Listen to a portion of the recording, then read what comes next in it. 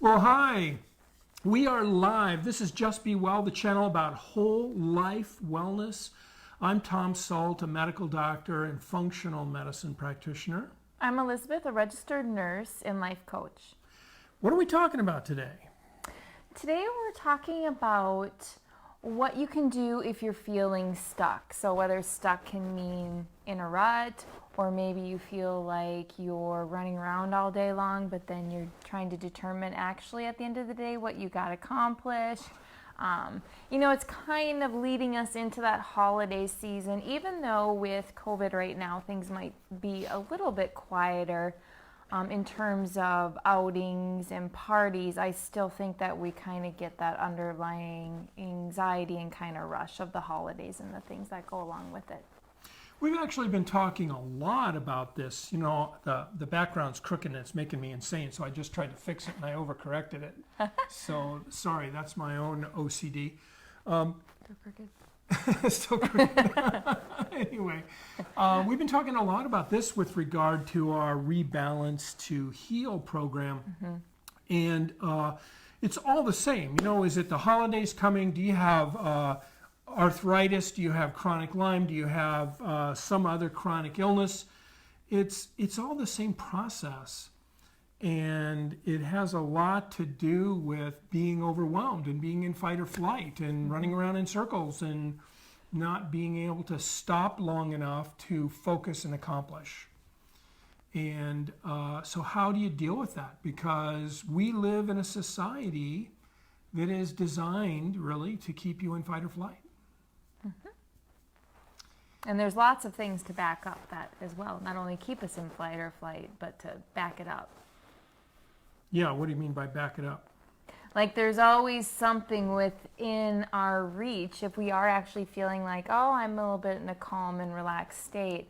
Your phone buzzes or, you get an email that you just have to check, and then there goes your calm, relaxed state, and finally you're just into that rabbit hole again. So I love the idea of important versus urgent, right? Phone buzz is urgent, but what percentage of those buzzes are actually important, right? But we're urgency addicts. That's the nature of the beast, that human beast. We are urgency addicts, and so the phone buzzes. And you're holding, your phone, you're in a meeting and your phone is rattling on the table very distractingly, and you look at it and you start to reach for it and you go, oh, I'm not going to answer that right now. Oh, well, what a wonderful person you are for paying attention to me when we're in a face-to-face meeting, right? But that's how alluring it is. It's how seductive it is.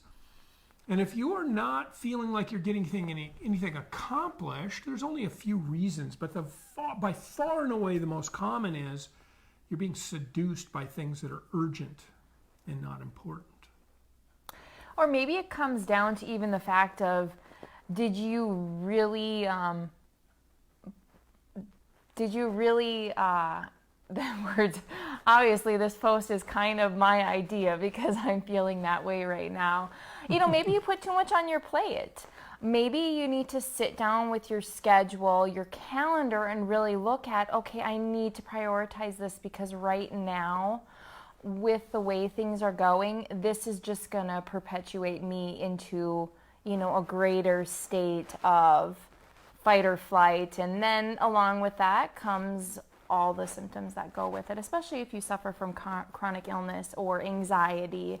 And a lot of times, that anxiety then, especially this time of the year, it'll lead into that seasonal affective disorder where you start to feel a little bit blue. So I just felt this was very important to kind of get us to reground us or get me and reground me. Yeah, it's critical. And, there's psychology, but there's physiology, right? And we in the West tend to not be very in tune to our affect, those internal emotions, those internal feelings. We're more interested in our physiology than our psychology by and large. So what's the physiology of being in fight or flight? Well, it shunts blood away from your gut. So what does that do? Well, that means you're not digesting well. It means you're not absorbing well. So functionally, not actually, but functionally, you're malnourished. 70% of your immune system lines your gut. So if you're shunting blood away from your gut, you're shunting blood away from your immune system. So functionally, you have some immune insufficiency. If you're leaving fermentable product behind and not digesting well, you're altering your microbiome. And study after study after study is showing us that the microbiome is incredibly important. I have patients who are taking fiber supplements and taking probiotics and blah, blah, blah, and they have these terrible diversity scores on their microbiome. Why is that? Well, one of the reasons is because they're getting up at 6 a.m. or getting up at 5 a.m. and they're going to exercise because they got to get healthy.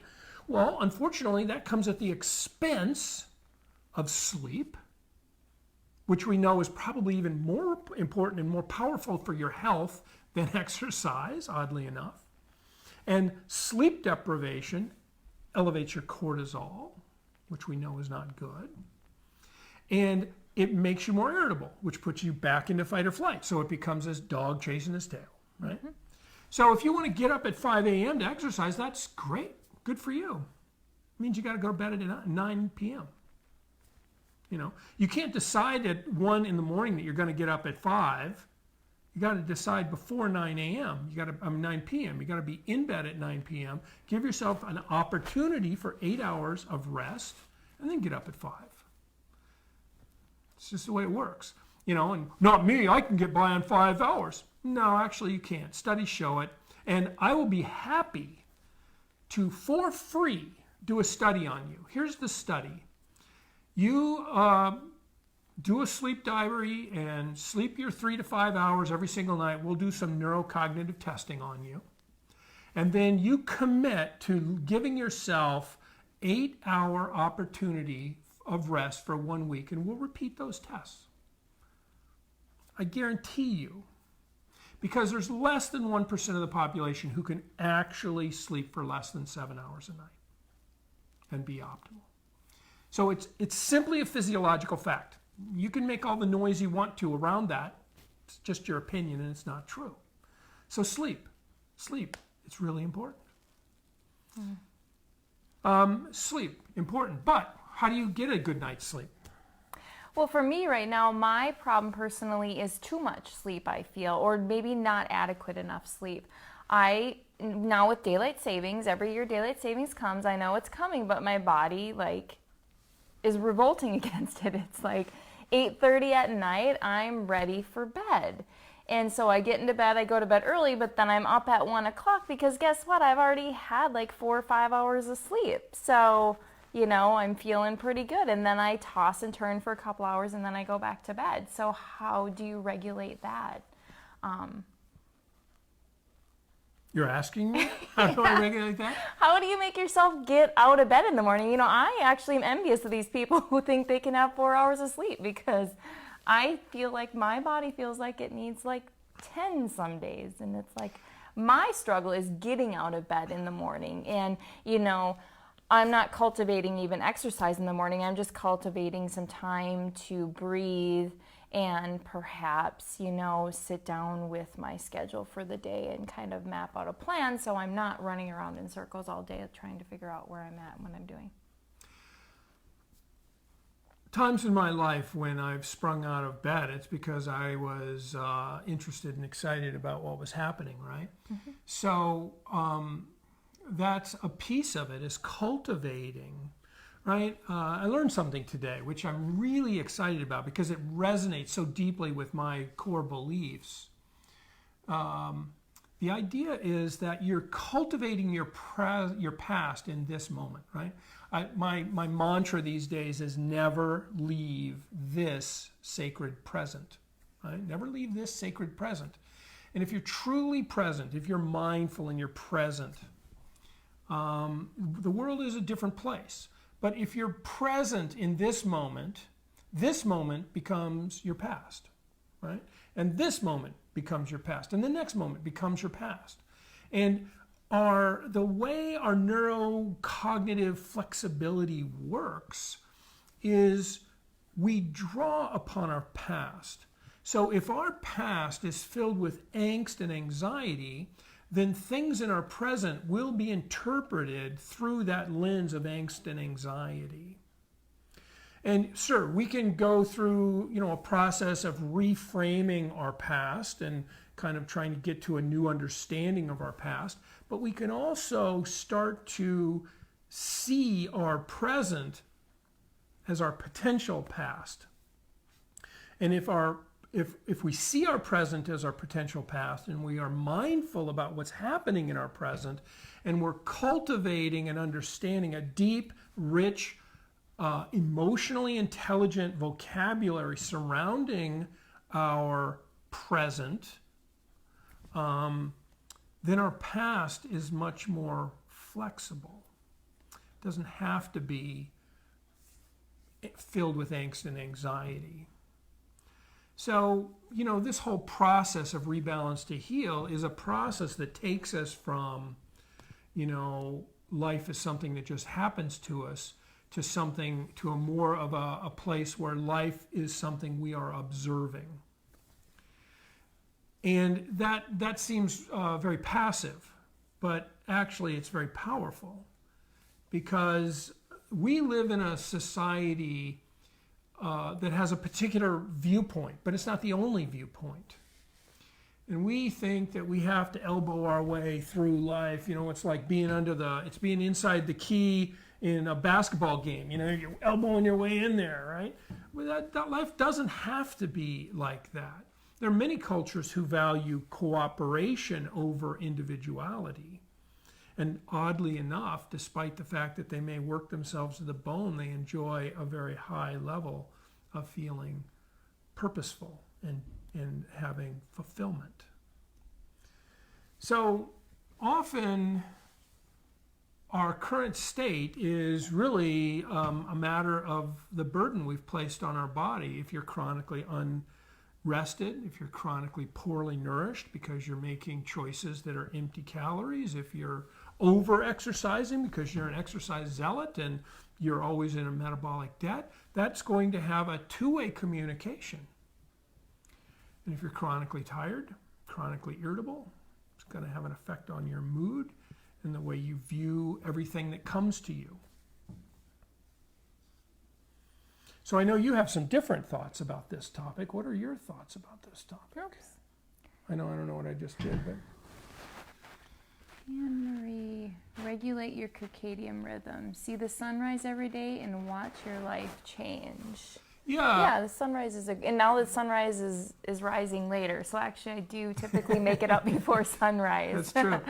So that's an interesting thing. I, at one time, was the medical director for a drug and alcohol treatment program. And one of the therapies that I instituted in that program was up before 8 a.m. with light to moderate activity facing the sun. Now, that was very unwelcome in this group of inpatient drug and alcohol rehab participants, some of them participating against their will. But you know what? We saw measurable changes in their mood, measurable on a Beck inventory. Unfortunately, I left before we ever published, but it was quite interesting. Yes, regulating your circadian rhythms, light on your pineal gland first thing in the morning makes a difference for every system in your body. So that's really interesting. So what do you do so this time of year for us, the sun sets before 5 p.m. How do you regulate that? Because that's the part I'm seeing personally is by 8 o'clock, even earlier. I look and it's after supper. It's 6:30 and it's dark and you're thinking it's 10 p.m. When is bedtime coming? And this is the issue I'm getting into because I'm so exhausted because that sun is setting so much earlier that I go to bed earlier, but then my sleep cycle is is off, because then I think I need to wake up when it's dark out. Well, there's something interesting that happened in our house recently, and that is that an incredibly bright cob light in our living room, our common space, not really our living room, burnt out. And I purposely put those there because it gets dark too early in northern Minnesota, in these high latitudes. And so, down in the basement, I've got a couple of these incredibly bright LED. They're 60 watts, but 60 watts of LED is the equivalent of 300 watts of incandescent light. So, we've got one, they're like barn lights, right? Just boom, and they're like X-ray. You can see through people, they're so bright. And they just illuminate the place. Well, it went out. It burnt. I haven't gotten to the store to get another one. And so our house is much darker because not only did it burn out, but there's it's so bright that I didn't even notice a couple of other bulbs burn out. So our house is a little bit dim. It is. And they do manufacture lamps specifically for this as well. They do. Yeah, but those are often you got to have them right in your face, and who wants to read a book with a light shining in their eyes? This is very bright ambient light. So that's an option. You can't look at it or you'll be blinded. It's very bright. It's like the sunlight. It's like in the entryway, because if it was under you, it would be, I feel, too bright. Yeah. So, able to... Anna Marie, you're saying that you were able to turn around your circadian rhythms and now you comfortably sleep 8 to 10 hours. And maybe that's something that this time of year we probably naturally sleep longer, so embrace that, the fact that I am sleeping 10 hours some nights. But I think, embrace it. But there is a problem that you're experiencing that you brought up that I think is real and common, and we should talk more about, and that is you go to bed kind of early, maybe earlier than you're used to. And then you wake up really before you've got your 8 hours. Right, like at that about 5-hour period. I know if I get up, and usually it's something else that wakes me up. It's like, the 7-year-old or a dog scratching on the door, that I get up and I check, and then I know I can feel if I've had that 5 hours, because I'm like, wait a second, I feel like I could go for the day, but it's 1:30 in the morning. So then it's like, what do you do? How do you? Right. And some more good suggestions here. Don't use blue light. Yeah. Or at a very minimum, if you're going to be on a computer screen, which tends to have too much blue light, wear blue blocking glasses. They are not optimal, but they're better than not wearing them. And then shut down screens early in the evening. You don't expect to be working furiously on your keyboard and then go to sleep. So what I was getting at earlier is that a good night's sleep starts very soon after you wake up in the morning. Tonight's good night of sleep starts, the preparation for it starts really shortly after I wake up this morning. Most people go through their day losing their neck, right? You start with a neck, and then angst and anxiety and issues and stuff, then pretty soon, you're like this, and you're just, and you got to manage all that angst and anxiety throughout the day. And, artificial light, as is being pointed out by Anna Marie, how do you say your name? Anna Marie? I can't hardly see it. I don't have my electron microscope reading glasses on. Anyway. Sorry. Go ahead.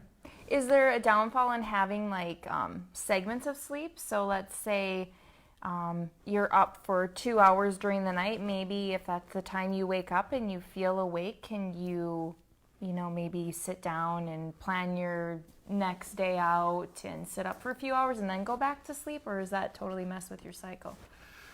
Well, the science suggests that you need an 8-hour period, and then many people on top of that have now been termed power naps, right? And these power naps are quite short and they're rejuvenative. In fact, they were sort of adopted by the military because they needed very high alert people for doing certain kinds of jobs. And these power naps are good, but having said that, there are lots of historical contexts where people slept like that. Benjamin Franklin was notoriously an insomniac, and he thought that it was a warm bed that kept him from sleeping. He actually had several beds throughout his house that he would rotate through, and he would sleep 2 hours here and then work on a project, and 2 hours there and sleep on a project, and then during the day take a nap, and so on and so forth. So and there are many people who manage their time that way. I don't know that there are enough people that do that regularly, or there's enough interest in the scientific community to study those people. So the dominant group of people, the studies suggest 8 continuous hours. I just ask because a lot of times my best ideas come to me at 3 a.m. Yeah, well, and I think that's fine. I think you should respect that.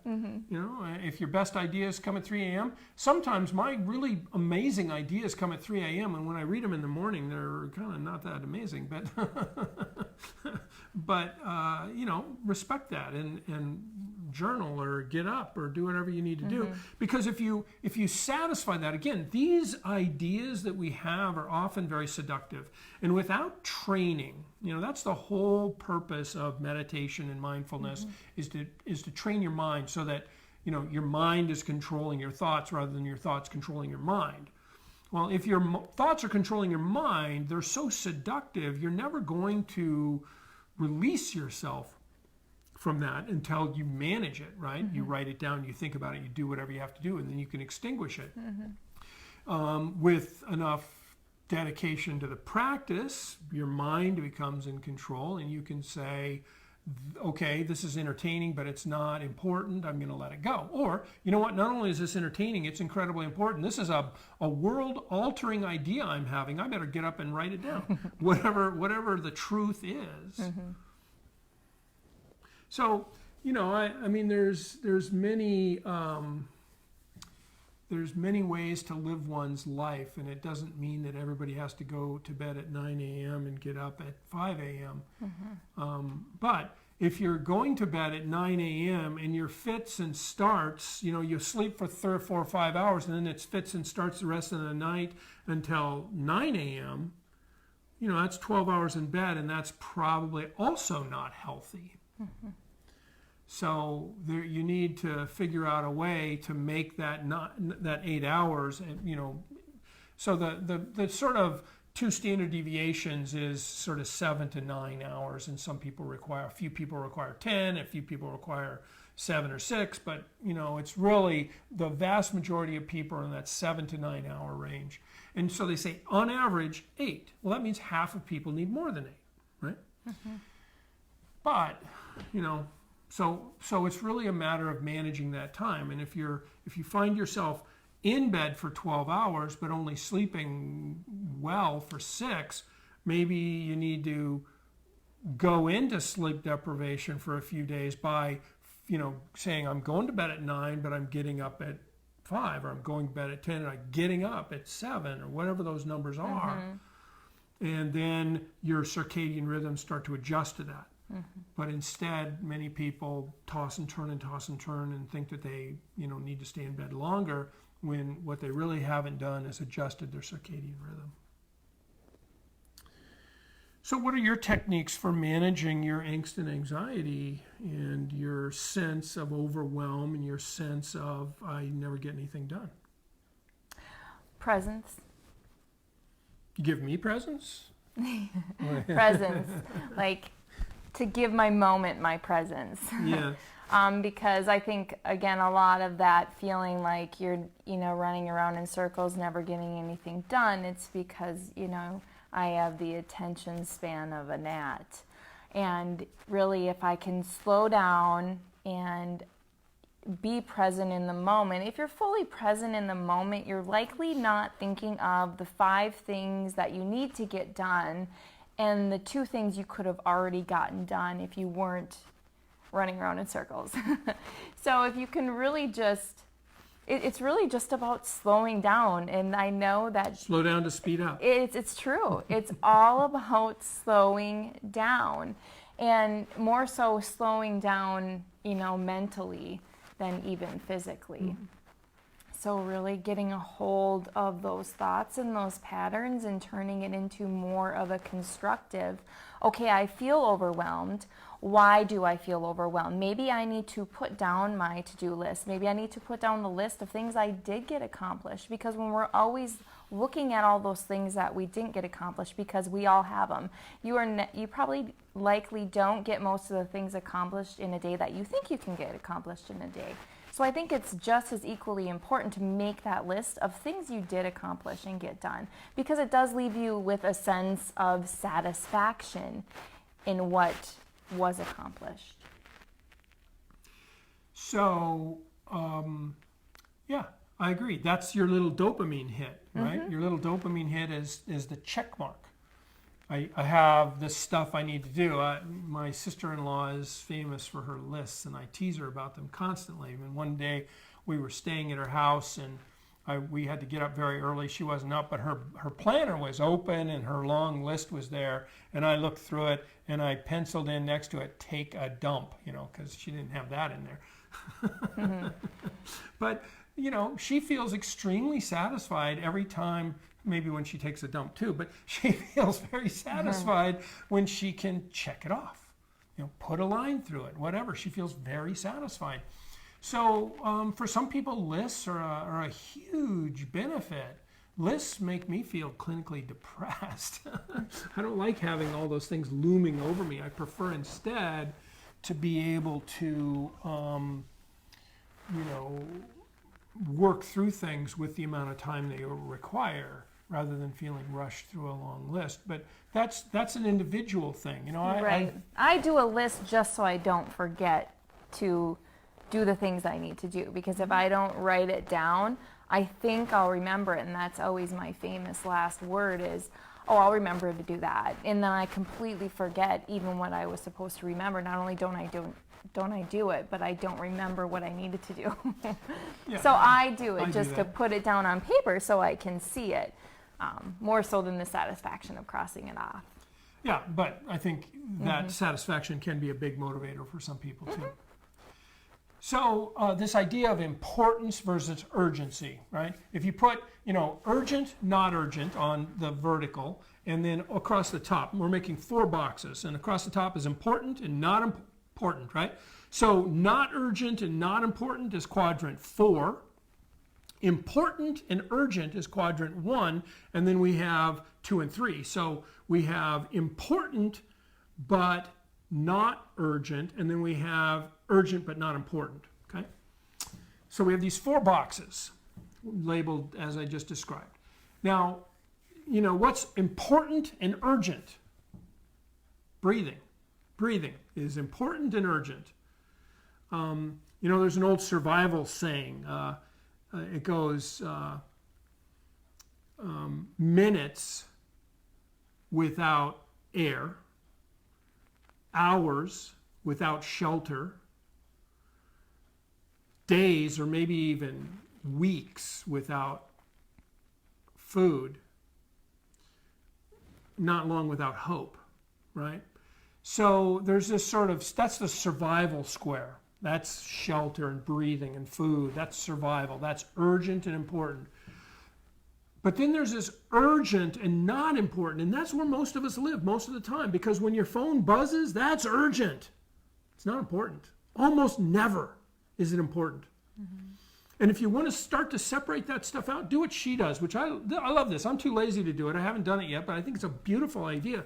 She has a different ringtone for almost everyone she knows. Text tone, yeah. Text tone. So I know immediately who's texting me. When somebody texts, it's like, oh, that's so-and-so. I kind of know, that's a peripheral friend. That can wait. I'll deal with that in a minute. Oh, that's my daughter. I'm answering that right now. I don't know what's going on. Probably nothing, but it could be important, right? And you don't even have to have, you can have one text tone for your inner circle and a different text tone for everybody else. But having a different text tone at least separates out a lot of the junk.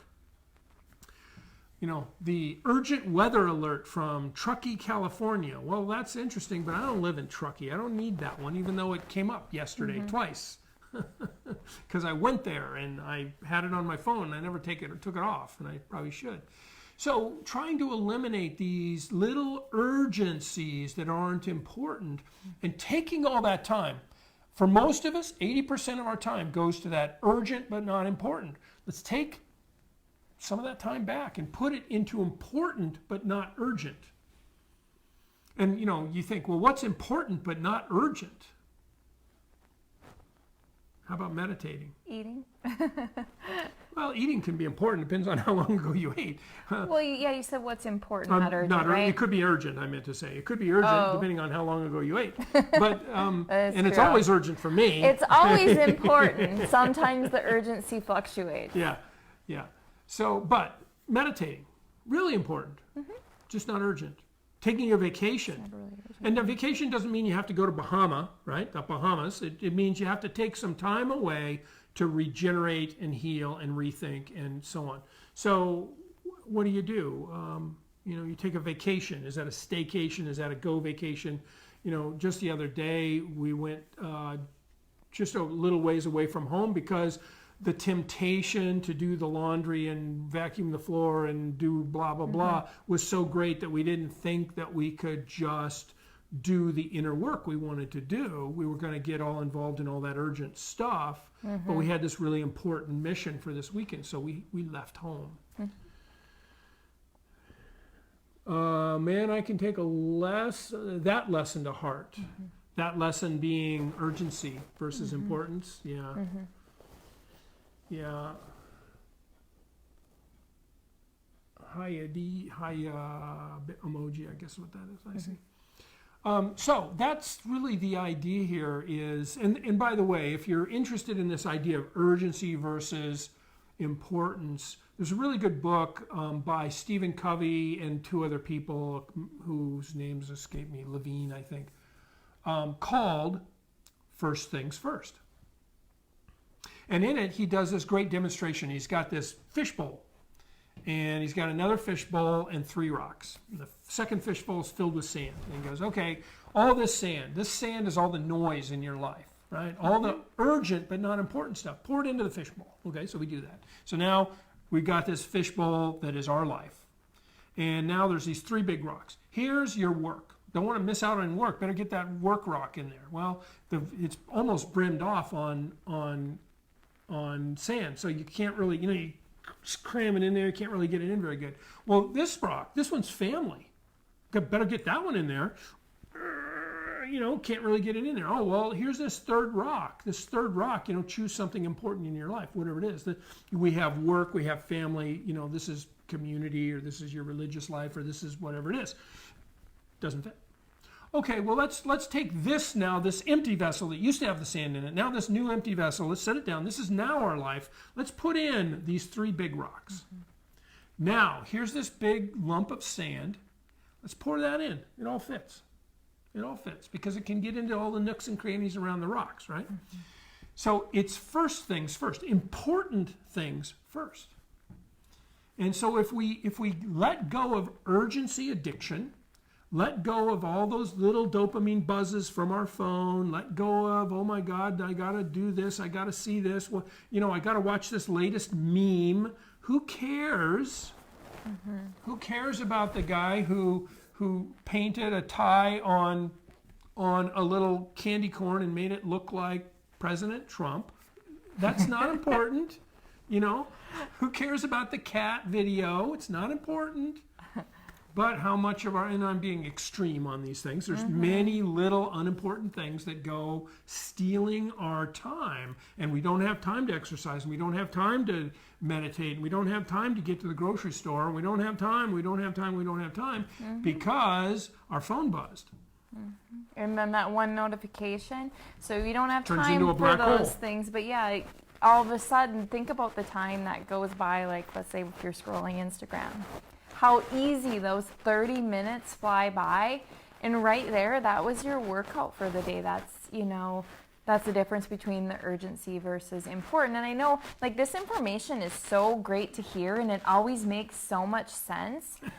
But then it comes down to actually doing it, because even if you have, the best intentions and you put forth the effort, it's almost like life conspires against you to put you back into those old patterns.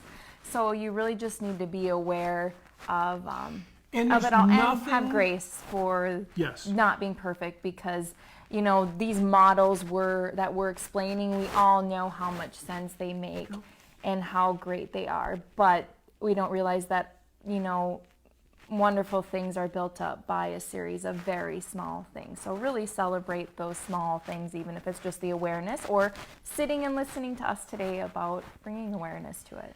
So, and there's nothing wrong with scrolling Instagram as long as it's intentional.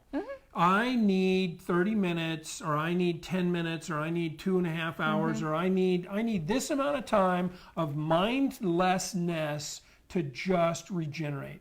Okay, do that. But don't do it mindlessly where you just lost the day. Do it with intention. So anything that's on the frivolous list, if it's done intentionally for a purpose, is okay. It's not that those things are evil.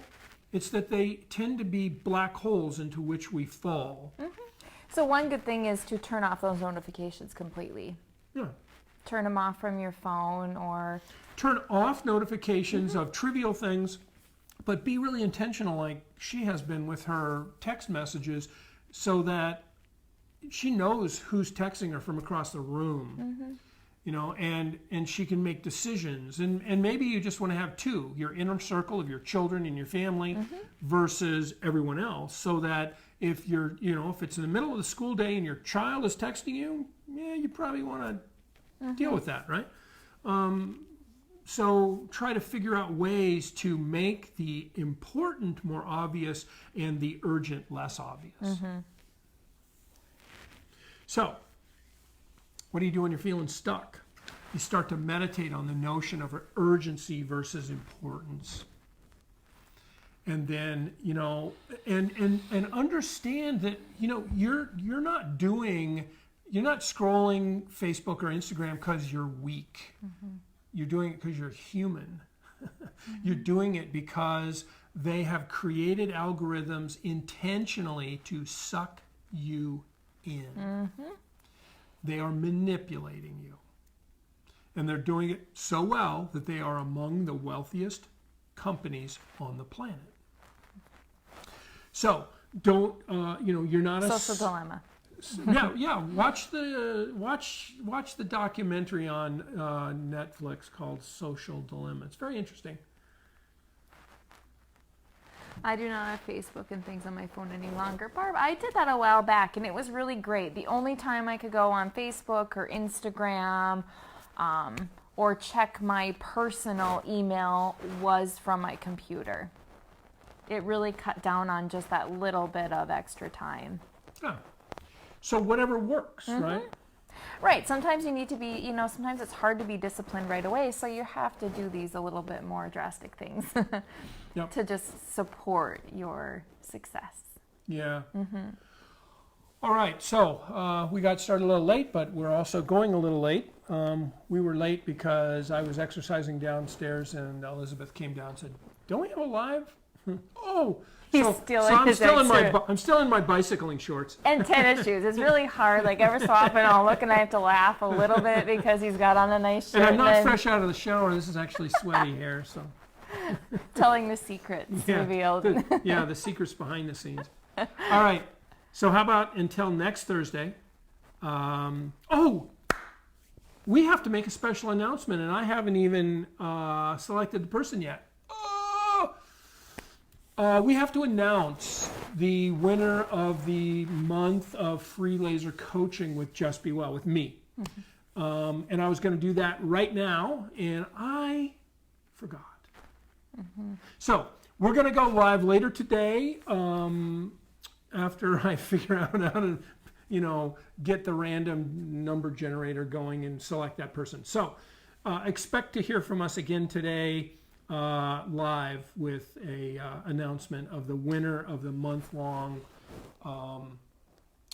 coaching. And then the other piece of the puzzle is we have a new giveaway for December. It's big. It's really big. It's going to be, I think, going to be exciting and really valuable for the winner. So, and hopefully valuable for all of you, because hopefully this person will allow you to follow their journey. So, We will talk next week at this time, and we'll be on a little later after I get my brain out of exercise mode and back into work mode. All right. We'll talk to you later. Thank you all for showing up. Thank you. Good to see you all. Bye. Bye.